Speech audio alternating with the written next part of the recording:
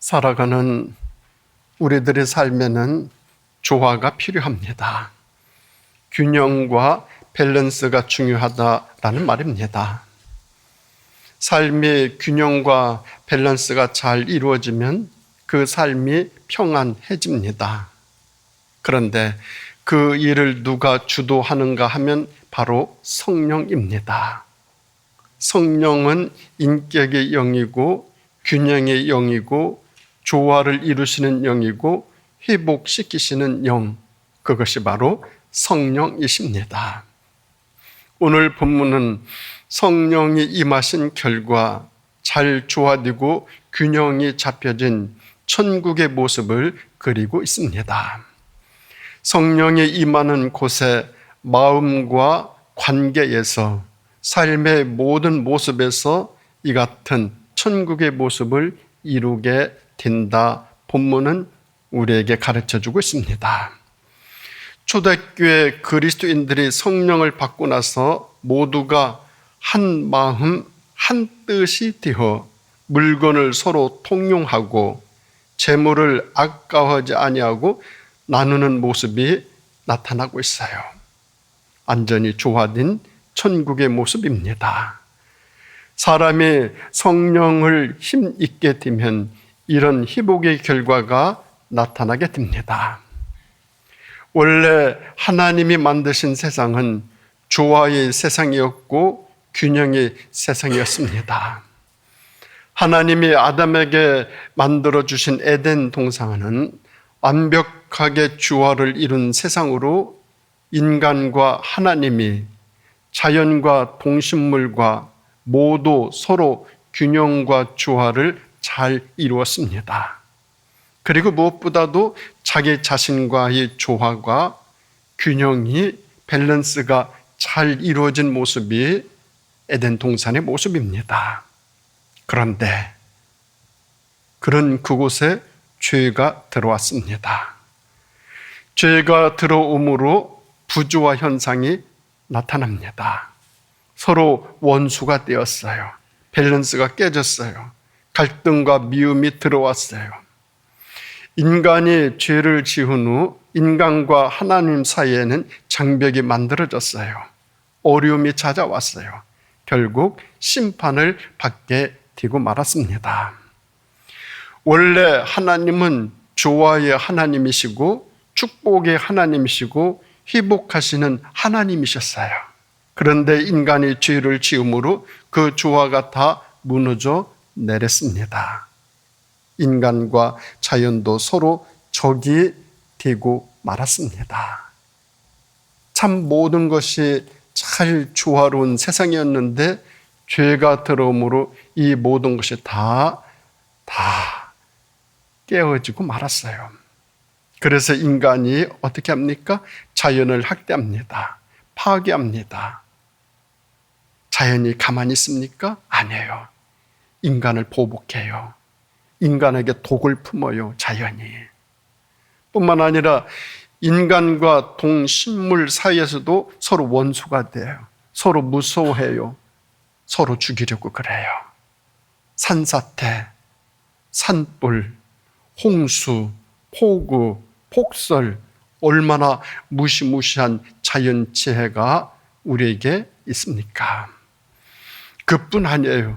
인간과 인간 사이에도 죄로 인하여 부조화 현상이 일어났어요. 몸과 마음과 영혼도 조화가 깨졌어요. 인간 세상에 그래서 질병이 생겼어요. 사고가 많이 발생해요. 분열과 다툼과 싸움과 전쟁이 일어나요. 그 결과 완벽하게 조화를 이루던 에덴의 모습이 다 상실되어 가고 있습니다. 오늘 본문의 말씀을 보면 한 마음과 한 뜻이 되었고 물건을 서로 통용하고 재물을 아까워하지 않고 서로 나눴다 말씀하고 있습니다. 천국의 모습이에요. 조화의 모습이에요. 본래 하나님이 만드신 세상의 모습이에요. 원래 우리 인간은 이런 모습이었어요. 그런데 인간이 죄를 지은 이후 이 좋은 모습이 다 상실, 디고 말았어요. 정반대로 한 마음이 열 마음으로 나눠졌어요. 한 뜻이 열 뜻으로 찢겨졌어요.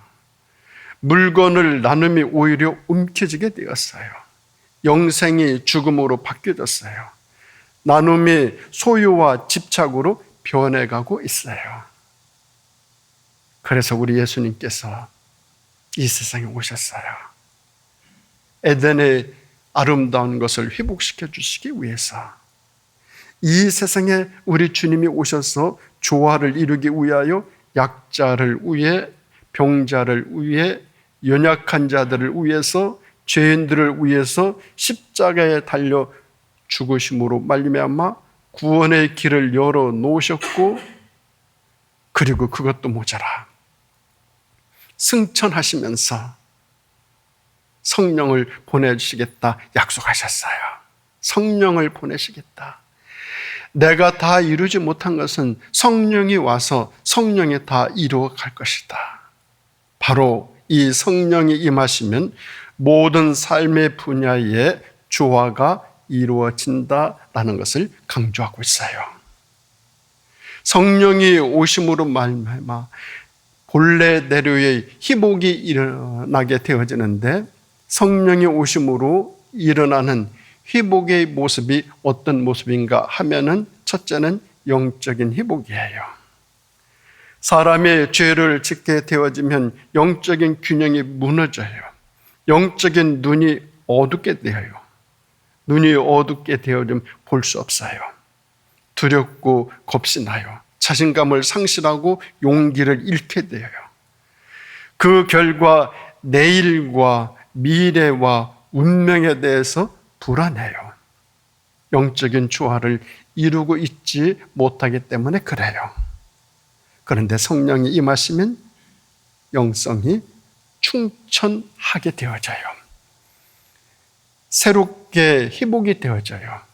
눈이 띄어져요. 환히 볼 수 있어요. 두려움을 물리칠 수 있어요. 불안도 제거할 수 있어요. 성령이 우리에게 임하시면 먼저 우리의 영을 새롭게 하여 주셔요.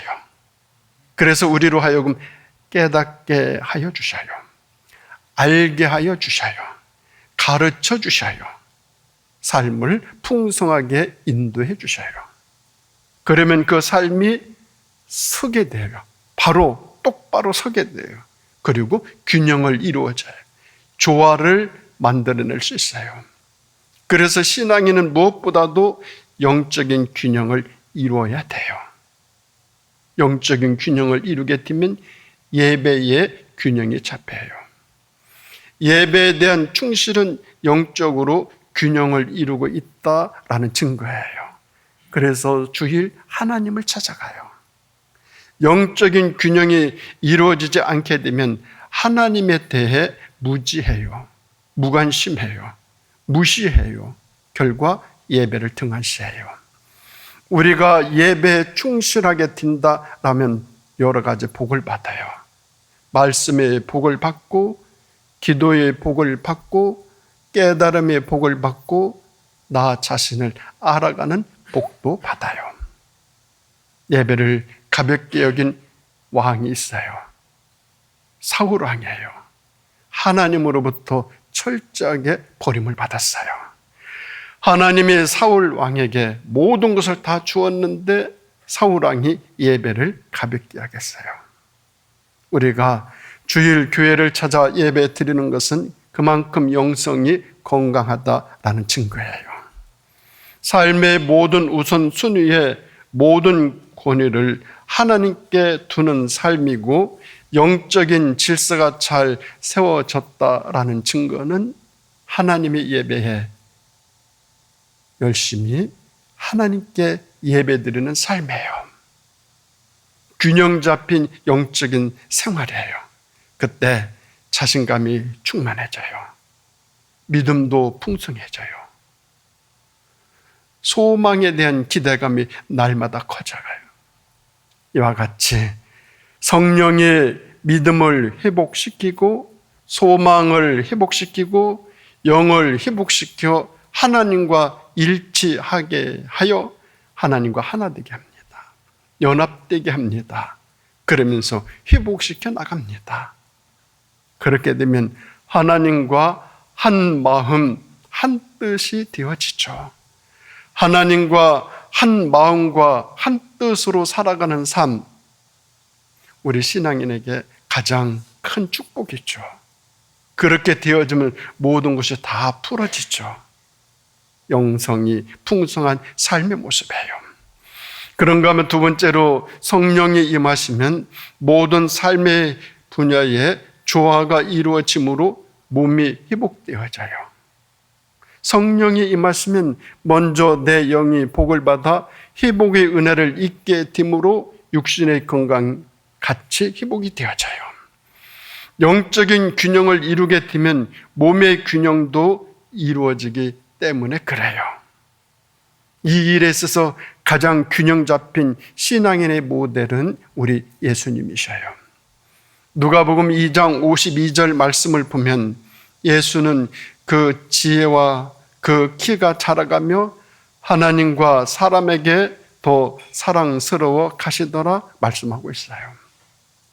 이 말씀은 지성과 육신과 영성과 사회성이 아주 건강하게 균형을 이루었다라는 말씀이에요. 보기만 해도 아름다운 모습이에요. 어떤 분은 몸은 성장했어요. 그런데 지혜가 부족해요. 불균형을 이루어요. 어떤 분은 어른이 되었지만 사람들로부터 사랑을 받지 못하시는 분들 있어요. 불균형의 모습이에요. 영성이 건강하고 균형이 이루어져야 삶의 균형도 몸의 밸런스도 잘 이루면서 건강하게 지낼 수 있어요. 요한 3서를 보면 내 영혼이 잘되고 강건하기를 원한다 말씀하고 있어요. 이것이 순서예요. 영이 병들게 되어지면 바로 정신이 병들어요. 그러면 몸이 병들고 삶이 병들고 모든 삶에 혼돈이 일어나요. 이것이 과정이에요. 이런 과정을 통해서 영혼이 잘 되어져야 되는데 영혼이 잘 되어지지 아니하면 이런 순서에 의해서 삶이 파괴되어 나가요. 사람이 또한 나쁜 생각을 품어요. 그러면 나에게서 성령이 떠나가요. 삶에서 수단과 편법과 속임과 꾀와 해를 끼치는 삶은 영으로 하여금 떠나가게 해요. 그 삶에서 떠나요. 나쁜 습관도 영의 균형을 깨트려요. 은혜를 오래 지속시키지 못하게 하는 모습들, 나쁜 습관이 반복될 때 그리할 수 있어요. 그리고 죄는 사람으로 하여금 죄책감을 갖게 하여 마음 한구석을 불안하게 해요. 기쁨을 상실하게 해요. 그때 외부적으로 다가오는 어려움이나 고난이나 모든 일들을 이길 능력이 줄어들어요. 삶이 파괴되는 모습이에요. 삶의 파괴를 예방하려면 조화와 균형을 이루어야 돼요. 영이 내 안에 있어 내 몸과 정신과 마음이 균형을 이룰 때 그때 행복해져요. 기쁨이 다가와요. 모든 삶에서 충만함을 느껴요. 무엇을 먹어도 맛있어요. 가난해도 행복해요. 이것이 건강의 비결이에요. 그래서 내 몸을 깨끗하게 유지해야 돼요. 내 몸은 하나님의 영을 담는 그릇이에요. 정신을 담는 그릇이 내 몸이에요. 그렇기 때문에 나를 잘 관리하고 내 몸을 잘 관리해야 돼요. 그래야 성령이 내 안에 거하시고 내가 주님 안에 거하게 되어져요. 그때가 가장 조화가 잘 된 상태예요. 그 삶이 하나님과 한 마음 한 뜻으로 회복을 이루는 그런 삶이에요.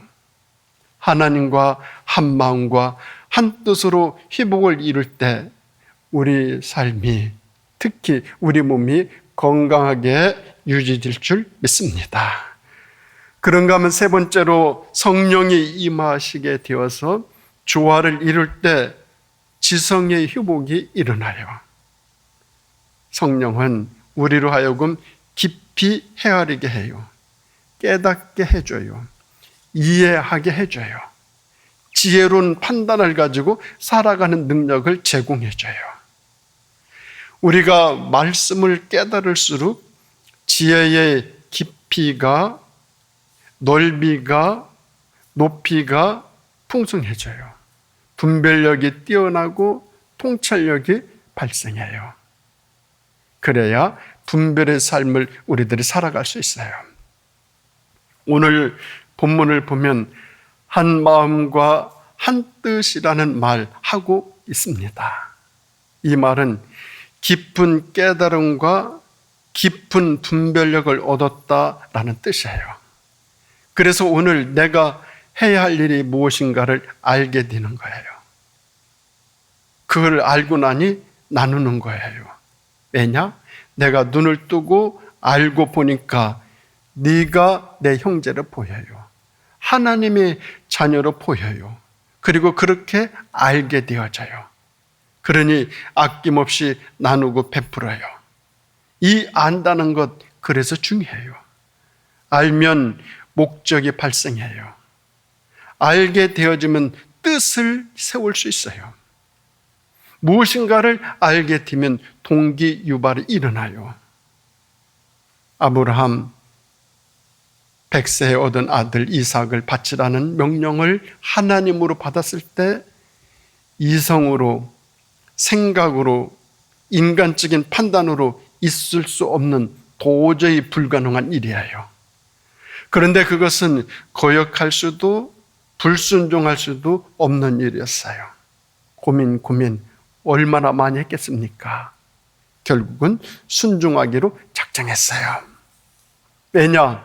하나님의 분명한 명령이기 때문에 그 명령에 순종하면 결과도 좋을 것이라 믿었어요.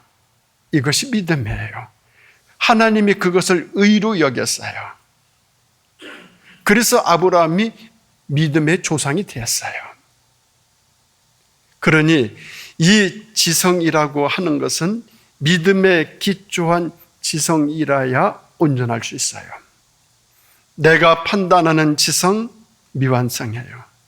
내가 알고 있는 지성, 잘못될 수 있어요. 내 중심적일 수밖에 없어요. 오늘날 수많은 지성인들이 할 일을 다 하지 못하고 있는 이유는 언제나 그 판단 기준이 내 중심이에요. 내 중심이에요. 내 중심에서 이렇게 판단하고 저렇게 판단하고, 내 중심에서 이렇게 하고 저렇게 하니 통합을 이루지 못해요. 조화를 이루지 못해요.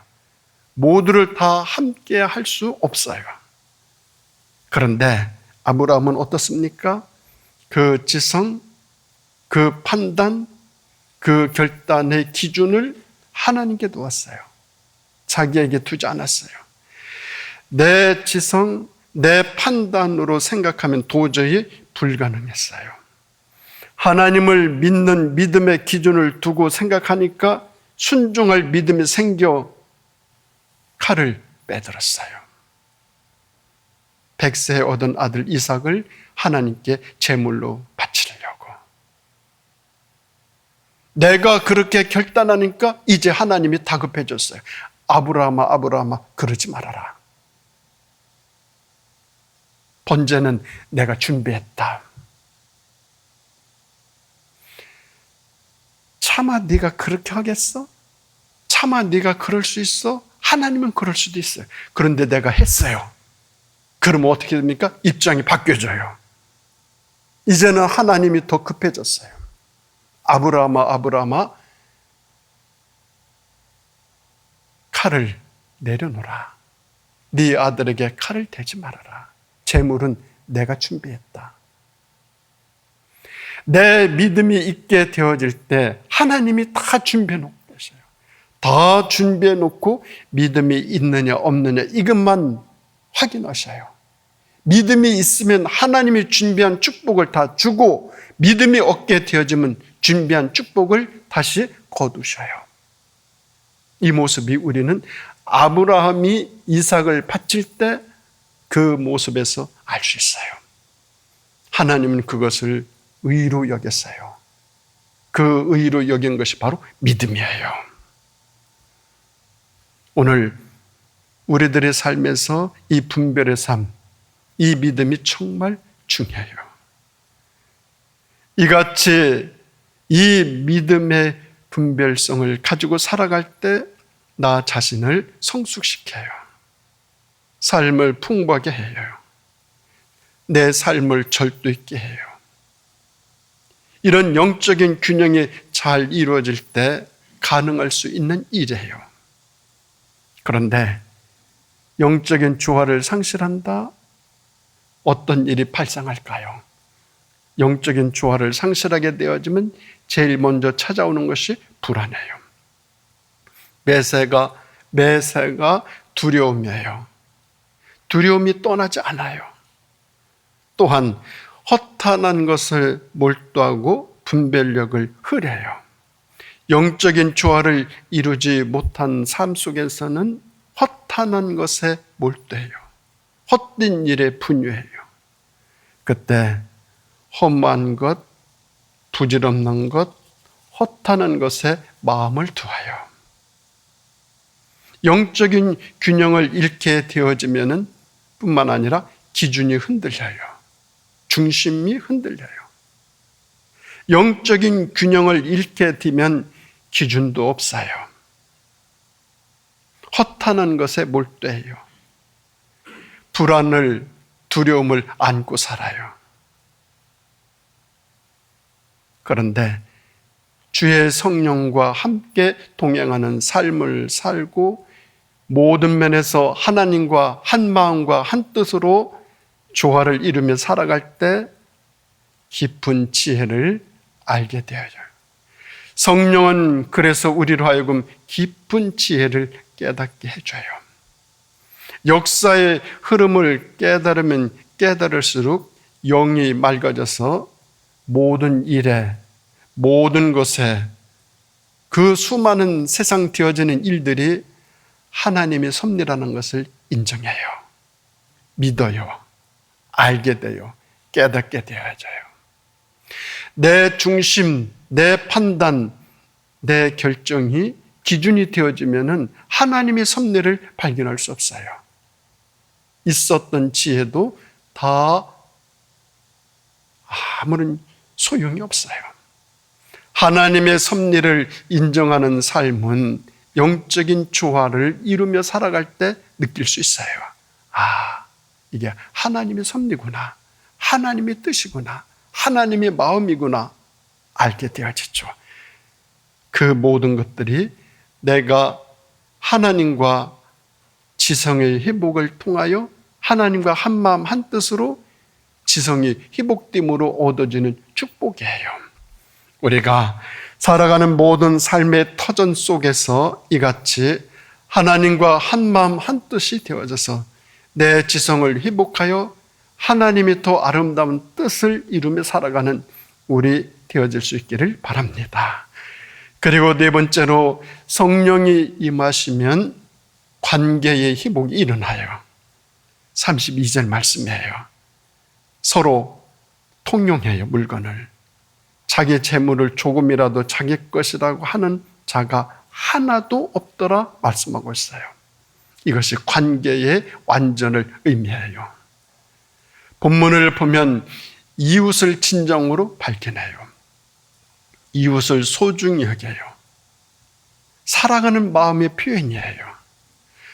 성령의 은혜를 입으면 입을수록 이웃이 눈에 보여요. 형제에 대한 깊은 관계를 인식하게 되어져요. 그래서 서로 나눠요. 내 것을 내 것으로 하지 않아요. 완전히 하나 되어지는 것을 의미하고요. 살아가며 조화를 이루기 위하여 가장 어려운 것 있다라고 하면 이 관계의 조화예요. 관계가 서툰 분들 있어요. 좌충우돌해요. 잘하고 싶은데 그게 잘 안 돼요. 가정의 관계에서부터 균형이 깨지고 싸움이 발생해요. 부부간의 관계 얼마나 아름답고 좋은 관계예요. 이 관계는 반드시 균형과 조화, 밸런스가 이루어져야 될 그런 관계예요. 그때 가정이 강성해지고 건강해지고 기쁨이 있고 평화가 있고 화평이 있고 행복해져요. 그런데 이것이 안 된다? 원수가 돼요. 그것도 무시무시한 원수예요. 가장 무서운 관계로 전락되어지는 원수가 되어져요. 완벽한 조화를 이루는 것 내 능력으로는 안 돼요. 성령의 은혜로, 성령의 힘으로, 성령의 능력으로만 가능해요. 성령이 함께 하시면 내가 눈을 떠요. 그 눈은 나를 발견하게 하는 눈이에요. 너를 발견하게 하는 눈이에요. 하나님의 뜻을 발견하게 하는 눈이에요. 이 눈이 뜨여짐으로 말미암아 너에게 나눔을 베풀 수 있고 너의 값을 알 수 있고 너를 소중히 여기는 능력이 나한테 주어져요. 그래서 거기서 내 것을 내 것으로 여기지 않아요. 서로 통용해요. 거기서 회복이 주어지고 조화가 이루어져요. 하나님이 만드신 세상은 원래 본래 이 모습이었어요. 원래 본래의 모습이 이 모습이었어요. 이것을 회복시키기 위해서 우리 예수님이 오셨어요. 수많은 일들 하셨어요. 그리고 돌아가시면서 승천하시면서 성령을 보내시겠다 약속하셨어요. 왜 성령을 보내시겠다 약속하셨는가 하면은 하나님과 한 마음 한 뜻을 이루라고 회복시키기 위해서 성령을 약속하셨어요. 원래 이 세상은 완전한 조화를 이루는 협동의 세상이었어요. 하나님과 자연, 이웃과 이웃, 나 자신과 영적으로 완전한 조화를 이루었던 세계. 그런데 세상에 죄가 들어옴으로 이 조화가 부조화로 바뀌어졌어요. 그래서 하나님과 자연과 이웃과 자기 자신과 불화와 갈등의 관계로 전락되고 말았어요. 세상은 그래서 온갖 전쟁, 불화, 갈등 가득 채워졌어요. 그런데 오늘 성령은 이를 다시 회복시키려고 부지런히 사역하고 계셔요.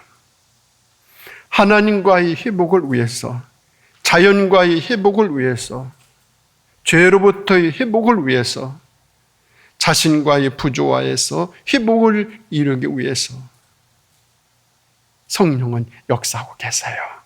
그리고 우리 보고 말씀하셔요. 나랑 같이 하자. 하나님과 한 마음과 한 뜻이 되기 위해서 나와 같이 하나님이 부탁하신 일들을 회복시키기 위해서 함께하자. 그 결과 나타나는 것이 하나님과 한 마음 한 뜻이 되는 것이에요. 8월은 회복의 달입니다. 무엇보다도 하나님과 한 마음 한 뜻이 되어지는 회복의 역사가 나타남으로 말미암아 우리 자신의 모든 분야에서 영적으로, 나의 지성적으로, 내 몸의 건강도, 내가 살아가는 이 세상 속에서 관계에서 회복의 역사가 일어나 더 행복하고 더 아름답고 더 기쁨으로 가득 찬 8월 회복의 달, 우리 삶의 터전 다 이루시기를 예수님의 이름으로 축원드립니다. 기도드리겠습니다. 하나님 아버지, 감사드립니다. 하나님이 만드신 이 세상은 원래 천국의 모습이었습니다. 저희들의 잘못으로 천국을 상실한 이 세상 속에서 저희들 살아가고 있습니다. 이것을 다시 회복시키기 위해서 예수님이 오셨고, 예수님이 하늘나라 가시면서 성령을 보내셔서 우리 성령께서 그 일을 주관적으로 이끌어가고 있습니다. 주의 성령이 내 안에 임재하셔서 그 성령과 함께 하나님과 한 마음 한 뜻이 되어 맡겨주신 모든 일들을 잘 감당하며 아름다운 세상으로의 회복, 주님이 원하시는 그 자리로까지의 회복이 나 자신과 가정과 터전과 이 나라와 몸된 교회와 저희들이 바라고 원하는 모든 일들 속에 역사할 수 있도록 인도하여 주시기를 예수님의 이름으로 간절히 기도드립니다. 아멘.